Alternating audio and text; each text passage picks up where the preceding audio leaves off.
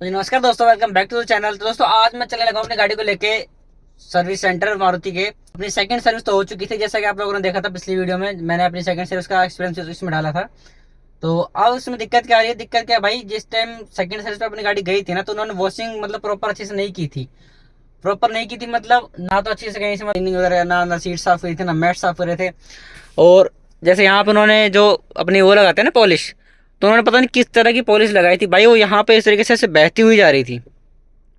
और कहीं कहीं जगह उन्होंने इस तरीके से लगाए, मतलब काले मतलब वाइट वाइट स्पॉट्स पड़ जाते हैं ना, वो पड़ गए थे वहां से घर आते थे में। जबकि मौसम बिल्कुल साफ था, ना कोई बारिश ना कोई कुछ। तो जब उनको फीडबैक के लिए कॉल आया था, तो मैंने उनको कंप्लेंट कर दी थी कि मुझे ऐसी ऐसी दिक्कत हुई है, मुझे इस तरह की क्लीनिंग में, या फिर जो मेरा सेकंड सर्विस का एक्सपीरियंस है वो इस तरह का रहा। तो भाई उन्होंने, मैं ये बात जनरली कहना चाहूंगा कि कोई ऐसा पेड वो नहीं है। भाई मारुति ने मुझे काफ़ी ज़्यादा कोऑपरेट भी किया, और मेरी सारी चीज़ें आराम से शांति से सुनी उन्होंने। और उसके बाद उन्होंने क्या किया कि मुझे एक फ्री वॉशिंग कूपन भी प्रोवाइड कराया, तो उसी से रिलेटेड उन्होंने भी, ऐसा नहीं है भाई एक तो खाली कूपन दे दिया और उनका काम खत्म हो गया, ऐसा भी नहीं करा उन्होंने। कूपन देने के बाद भी उन्होंने काफ़ी फॉलोअप लिया मुझसे। उन्होंने ये तक बोला कि आप सर, अगर आप फ्री नहीं है तो आप अपनी गाड़ी भिजवा दीजिए, हम आपकी गाड़ी को पिक करा लेते हैं अगर आपके पास टाइम नहीं है।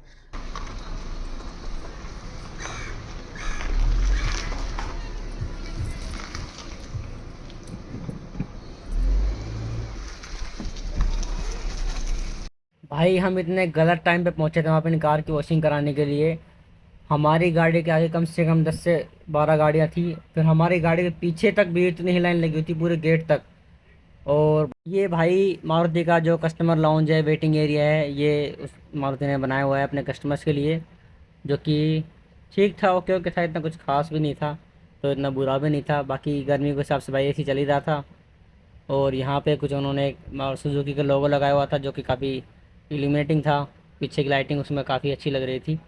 तो भाई एग्जैक्टली 4 घंटे के वेटिंग के बाद अपनी गाड़ी वॉश होकर आ चुकी थी।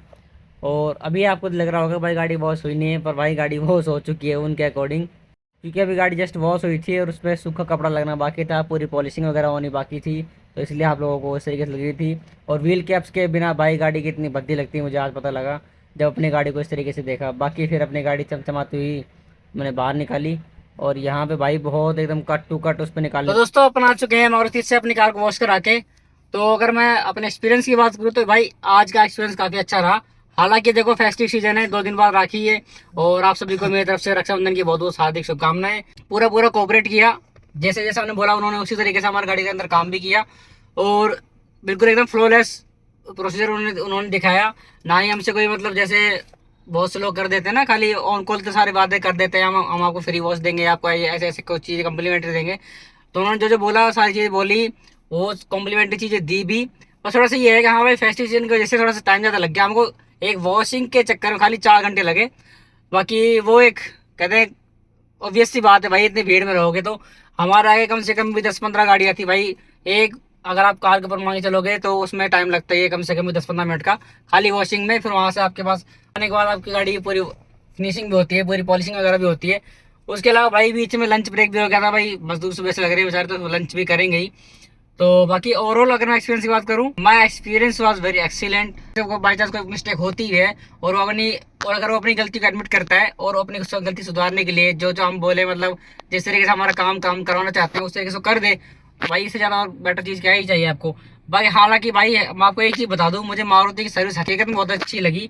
मतलब मैंने एक हल्की सी एक वॉशिंग के ऊपर वो थोड़ा इशू उठाया था, उन्होंने भाई बिल्कुल मेरे पीछे पड़ गए कि सर ऐसे क्या हो गया, क्या दिक्कत हो गई, आप हमें बताइए, हम दोबारा आपको सारी उसी करा के देंगे। तो भाई इतना कोई नहीं करता है, इतने वॉल्यूम अमाउंट वाली जो कंपनियां होती हैं जिनके पास इतना हैवी लोड रहता है, उनको इन चीज़ों से फर्क नहीं पड़ता है। पर भाई मारुति हकीकत में इसीलिए इंडिया में सबसे मोस्ट पॉपुलर कंपनी और कार्स बनाती है, क्योंकि भाई ये प्रोडक्शन पे ही नहीं, खाली भाई अपने आफ्टर सेल सर्विस पे भी काफ़ी ज़्यादा ध्यान देती है, काफ़ी ज़्यादा उस चीज़ को प्रमोट भी करती है। दोस्तों मैं तो ये कहूँगा अगर आप लोगों को मारुति के अंदर जाना है, बाकी दोस्तों कुछ आपकी डीलरशिप टू डीलरशिप भी डिपेंड करता है कि वहाँ पे डीलरशिप है वो किस तरीके का उनका बिहेवियर है, उनका किस तरह का, वो कितने पुराने भाई है।